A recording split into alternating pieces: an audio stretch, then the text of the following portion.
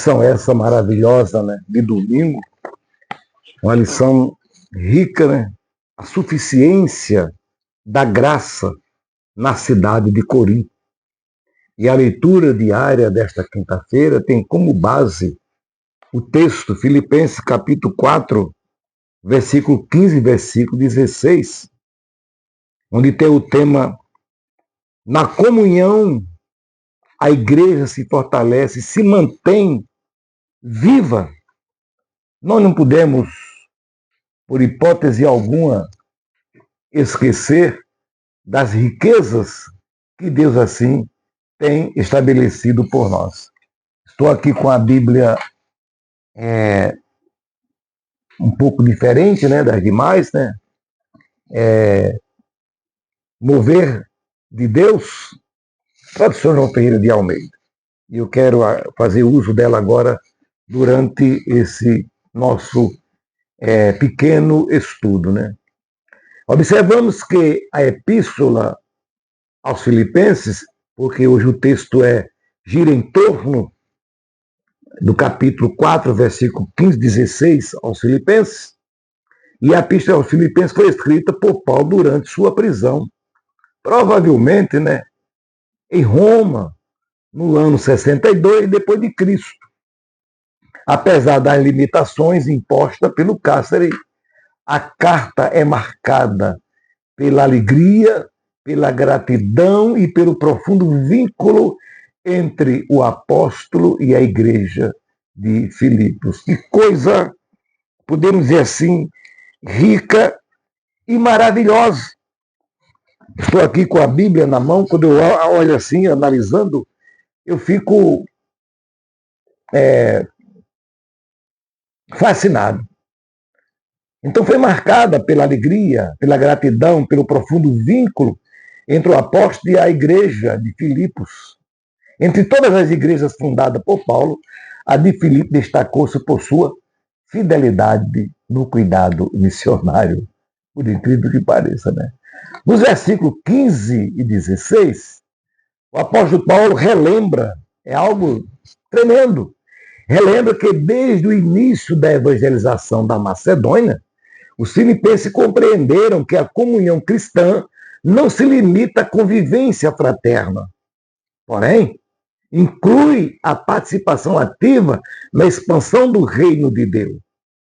Lucas utiliza o termo grego koinonia em outros textos paulinos para expressar essa comunhão que envolve parceria, participação, compartilhamento de responsabilidades. Assim, o relacionamento entre Paulo e os filipenses era maior do que amizade. Era uma aliança espiritual em favor do Evangelho. Esse texto revela que uma igreja permanece espiritualmente viva quando seus membros compreendem que a comunhão cristã produz cooperação, cuidado mútuo, compromisso com a missão. Primeiro, a comunhão fortalece a igreja por meio da participação na obra de Deus. Está registrado no versículo 15, quando diz: e sabei também vós, ó Filipenses, que no início do Evangelho, quando parti da Macedônia, coisa linda, nenhuma igreja participou comigo no tocante a dar e receber, senão, melhor dizendo, unicamente vós. Paulo recorda um fato marcante quando iniciou sua missão em novas regiões. Apenas a igreja de Filipos manteve uma parceria constante com o seu ministério. A expressão participou comigo produz o verbo relacionado à ideia de koinonia, indicando participação afetiva e comprometida. A expressão dar e receber era usada no mundo comercial para registrar créditos e débitos. E Paulo emprega essa linguagem como metáfora para demonstrar que a igreja investia na obra missionária não como mera doação financeira, aquela ofertinha, não, para aparecer muitas vezes em cartazes, não, mas como expressão concreta de comunhão espiritual. Os filipenses compreenderam que sustentar o missionário era participar da proclamação do Evangelho. Eles não estavam apenas enviando recursos, não, estavam compartilhando na sua própria missão. Uma igreja se fortalece quando cada membro entende que a obra de Deus é responsabilidade de toda a comunidade. Comunhão verdadeira não é apenas convivência, mas participação ativa na missão, no tempo, na oração, serviço e generosidade. Em segundo lugar, a comunhão, devemos entender isso, quando nós olhamos que a comunhão, mesmo na distância e na dificuldade, conforme diz o versículo 16, que diz, porque até para Tessalônica mandaste, não somente uma vez, mas duas, o bastante para as minhas necessidades. Então, isso demonstra o quê? Paulo destaca que a ajuda dos filipenses não foi ocasional. Mesmo estando distante em Tessalônica, eles enviaram auxílio repetidas vezes. Isso demonstra perseverança, sensibilidade e compromisso contínuo. O cuidado da igreja não dependia da proximidade física, mas do vínculo espiritual estabelecido em Cristo. Eles discerniram que o sofrimento e a necessidade do apóstolo eram também responsabilidade da continuidade. E a comunidade da fé se investiu nisso, para dar continuidade aos seus trabalhos. Eles entenderam que era a responsabilidade daquela comunidade que vivenciava a fé de Cristo. Essa atitude revela um princípio importante da eclesiologia do Novo Testamento. A igreja cresce quando seus membros carregam mutuamente os fardos uns dos outros e sustenta aqueles que servem ao reino de Deus. A comunhão cristã é demonstrada pela constância.